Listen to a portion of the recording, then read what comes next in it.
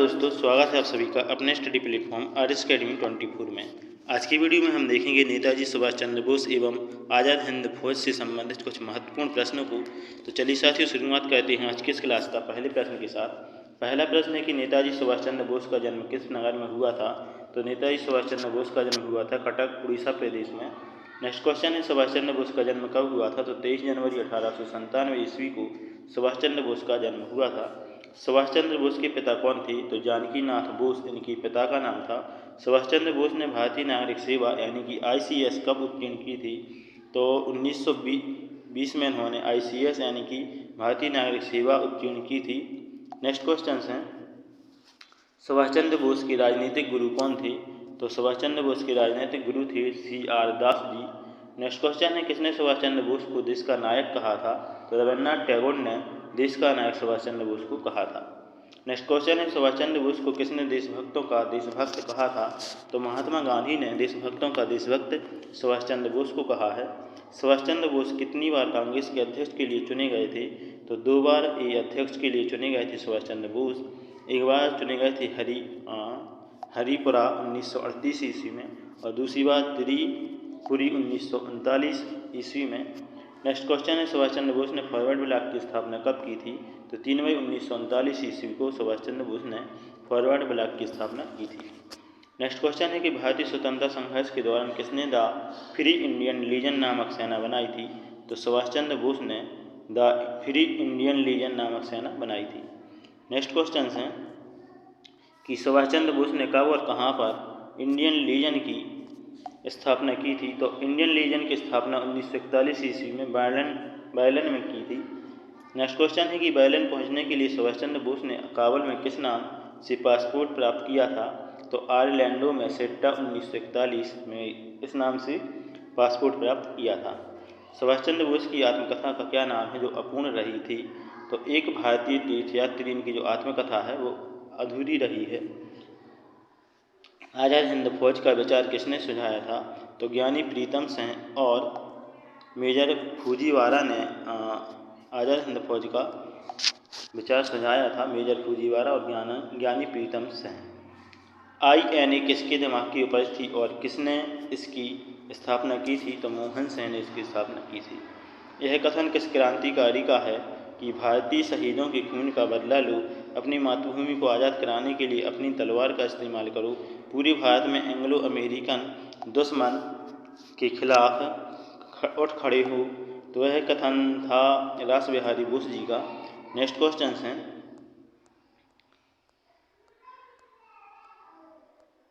अगला प्रश्न है कि किस भारतीय क्रांतिकारी ने सुभाष चंद्र बोस को इंडियन नेशनल आर्मी के गठन में सक्रिय सहयोग किया था।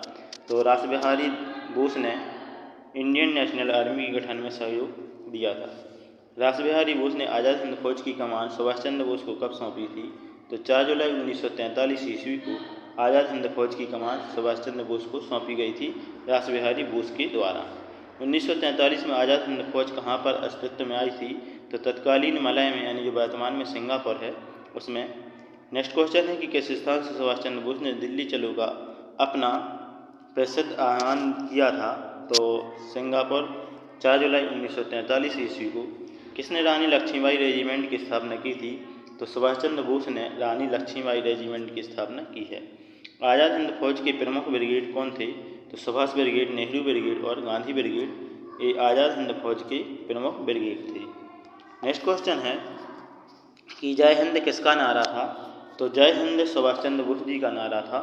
किसने कहा था तो मुझे खून दो और मैं तुम्हें आज़ादी दूंगा। तो यह कथन है सुभाष चंद्र बोस का। सुभाष चंद्र बोस ने सिंगापुर में स्वाधीन भारत की अंतरिम सरकार कब गठित की थी। तो 21 अक्टूबर 1943 ईस्वी को। अब हमें खुले आम बगावत कर देश को विदेशी शासन से मुक्त कराना है और साथियों मैं आपको और अपने देशवासी भाइयों और बहनों को इसमें शामिल होने के लिए आह्वान करता हूँ। तो यह कथन किसका था। सुभाष चंद्र बोस जी का। तो सुभाष चंद्र बोस की बहुत ही प्रसिद्ध कथन रहे हैं। यहाँ से परीक्षाओं में भर भर कर प्रश्न पूछे जाते हैं। तो नेक्स्ट क्वेश्चन है कि इंडियन नेशनल आर्मी ने ब्रिटिश शासन से अंडमान और निकोबार द्वीप वापस लिया और उन्हें क्या नाम दिया था। तो शहीद और स्वराज द्वीप 8 नवंबर 1943 ईस्वी को। निकोबार द्वीप को सुभाष चंद्र बोस ने क्या नाम दिया था। तो स्वराज द्वीप।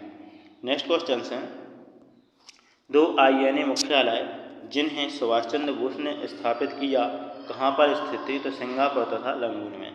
आज़ाद हिंद फौज का प्रधान कार्यालय कहाँ स्थित था? तो रंगून सिंगापुर से 1944 ईस्वी में। गांधी जी को सर्वप्रथम किसने राष्ट्रपिता कहकर संबोधित किया था?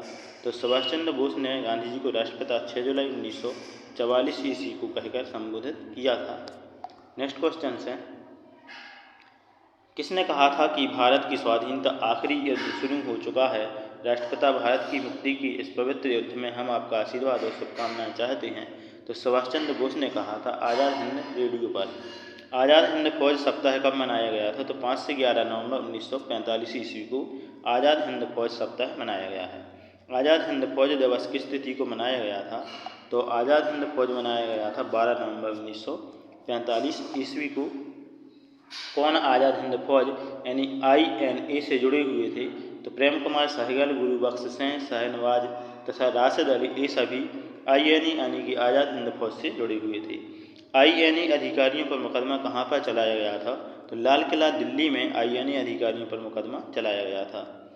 नेक्स्ट क्वेश्चन है, दिल्ली के लाल किले में प्रसिद्ध आज़ाद हिंद फौज पर अभियोग कब चलाया गया था? तो 1945 ईस्वी में दिल्ली के लाल किले में प्रसिद्ध आज़ाद हिंद फौज पर अभियोग चलाया गया था। आज़ाद हिंद फौज के किस अधिकारी ने लाल किले पर चलाए गए मुकदमों का सामना किया था? तो गुरुदयाल सिंह, प्रेम सहगल और शाहनवाज ने। आज़ाद हिंद फौज के अधिकारियों की उनके लाल किले में चल रहे मुकदमे में उनके पक्ष से किसने वकालत की थी?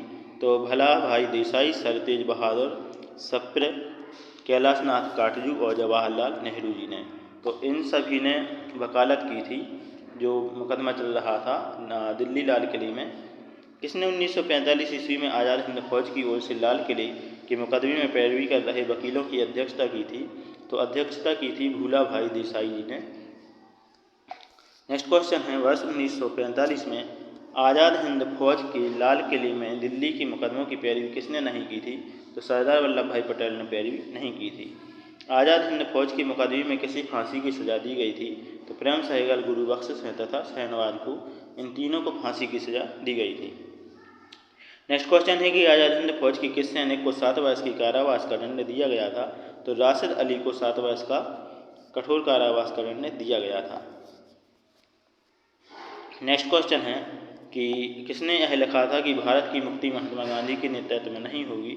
तो सुभाष चंद्र बोस ने यह लिखा है कि भारत की मुक्ति महात्मा गांधी के नेतृत्व में नहीं होगी। नेक्स्ट क्वेश्चन हैं,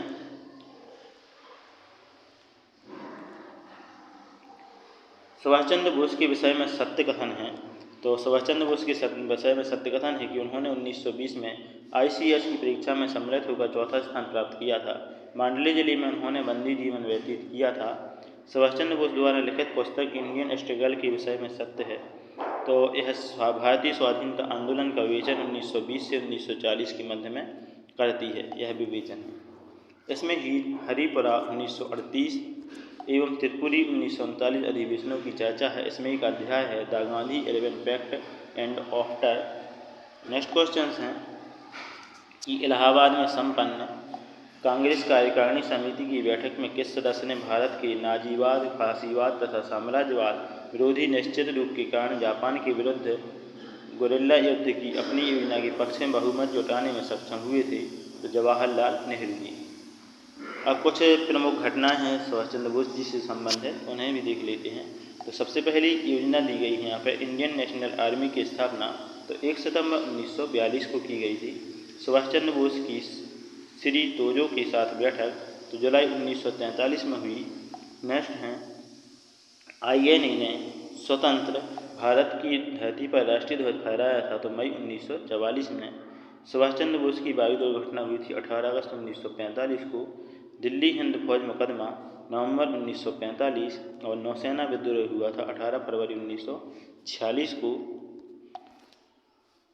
कुछ राजगोपालाचारी योजना से भी प्रश्न हैं, इन्हें भी देख लेते हैं कि गांधी जी की स्वीकृति से राजगोपालाचारी ने अपनी योजना कब प्रस्तुत की थी? तो 10 जुलाई 1944 ईस्वी को।